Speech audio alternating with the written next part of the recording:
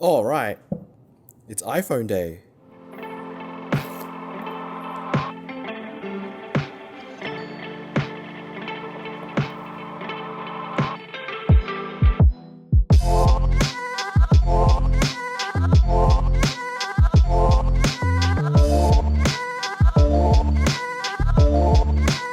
All right, so here we have it. This is the iPhone 15 Pro. Not the Pro Max. My Pro Max hasn't shipped yet, but that will be coming soon. But this one is in white titanium. So the rails on the side are titanium, as you probably already know. It's brushed finish.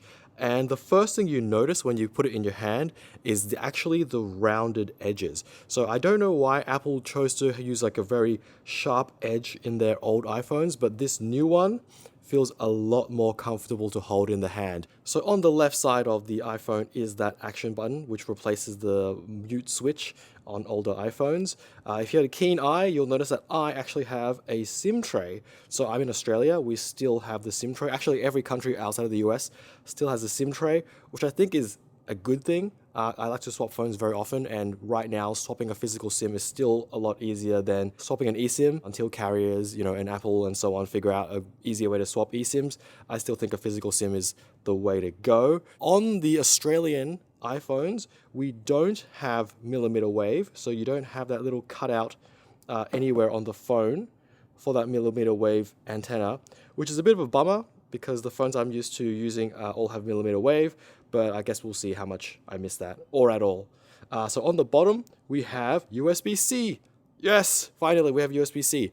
This is actually one of the main driving reasons for me to buy an iPhone, is because I don't have to deal with lighting anymore. We have a USB-C cable included as well. It's a nice braided cable. So if you have a MacBook Pro, it's a similar braided cable as the charging cable that comes with the MacBooks, and you get that in the box. Actually, this is all you get in the box, right? Everything you see here, that's all you get. So let's take a look at the back of the phone here. So we have this chunky camera module. So this is the 15 Pro, not the Pro Max. So it only has the 3x telephoto, doesn't have the new 5x. Arguably 3x may be more useful than the 5x, depending on the photos you take.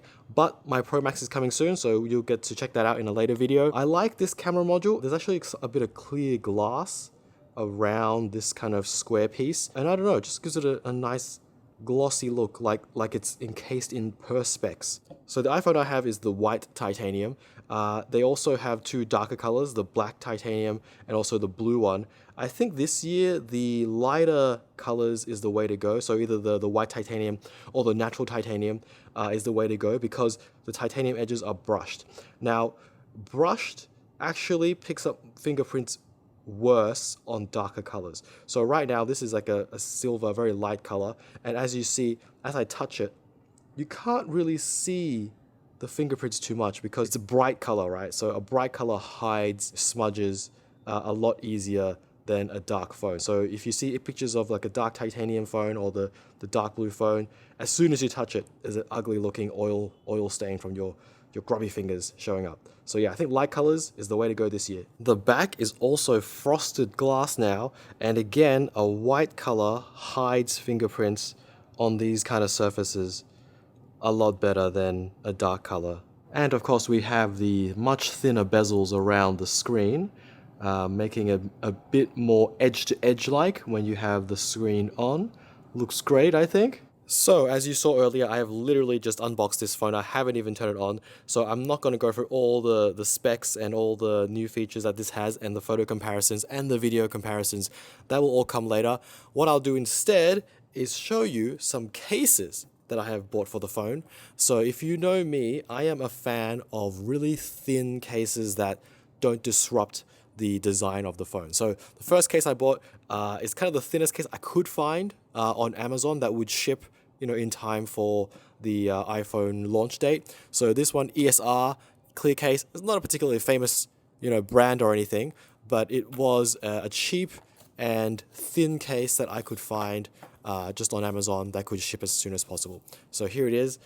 It's a flexible kind of TPU, I guess that's the material case. It's got a raised edge around the camera bump. So, if you do drop it, hopefully this edge will take the hit before the camera module itself. So let's grab the iPhone 15 Pro here and just slip it into the case. There we go. Fits perfectly, I would say. If you like the clear cases that show off the phone, I think this one is pretty good. All the cutouts match exactly there. It's got spaces for the buttons. So yes, you can press all these buttons just fine. It's got a little loop here. So if you want to put like a lanyard, for example, there is space for that. And also the power button here on the side as well. I think this actually gives it pretty good protection. It's got a lip around the edge as well. So if you do drop this screen first onto something, that will give it a bit of protection, hopefully saving your screen. So the next case I'm showing you is what I would say is the thinnest case that you could possibly get for your iPhone or any phone in fact. It's sub-millimeter thickness. You probably can't see on camera, but yes, it feels paper thin, but it is a bit more rigid than the previous case I showed you, so not as flexible as that TPU case before. Now, of course, being a thin case, it will provide less protection than having that rubberized thing all around your phone. But for me, I prefer the thinnest case I can possibly get, which is this one. So you may have heard of brands like Peel or Minimal, all those cases, they just get it from AliExpress. Like, it's literally the same product. This case cost me $2 and it shipped in time for the iPhone launch. So if you are thinking about a thin case, please don't buy it from Peel or Minimal or those places. They charge you like $20+. And this thing cost me $2 to get from AliExpress. I'll leave links in the description, but let's put this on the iPhone 15 Pro and see how it fits. There we go. Perfect fit, I would say. There is a cutout for the button there. The grill at the bottom lines up with the holes there, and also the USB-C port, of course. And then also we have the buttons on the side, and it perfectly fits that camera bump as well. And it actually provides it some protection. So it is raised above the lenses. So if you do drop this case will take the hit. You know, it hasn't got much cushion, right? It's a thin case, but it will take the hit. And even the front here of the screen, there is a slight lip which is raised above the screen. So you will have some protection if you drop this face first, but of course not as much as a proper rubberized TPU case. Alright, so that's a quick overview of the iPhone 15 Pro here. I literally just unboxed it. And also a quick view at the cases I like to use. So this clear TPU case here from Amazon, and also my favorite, the super thin case that we get from AliExpress. So this is probably the case that I will be using because that's what I like. I like to show the design of the phone without too much bulk. So yeah, stay tuned if you want more iPhone coverage. I will be doing some more video samples with the cameras from the iPhone 15 and the 15 Pro Max.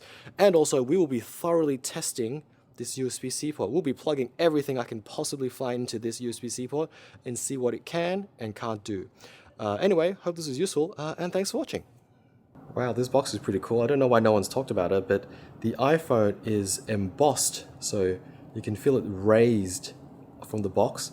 And if you look closely at the edge, where that titanium is, it's actually shiny, like metal. What?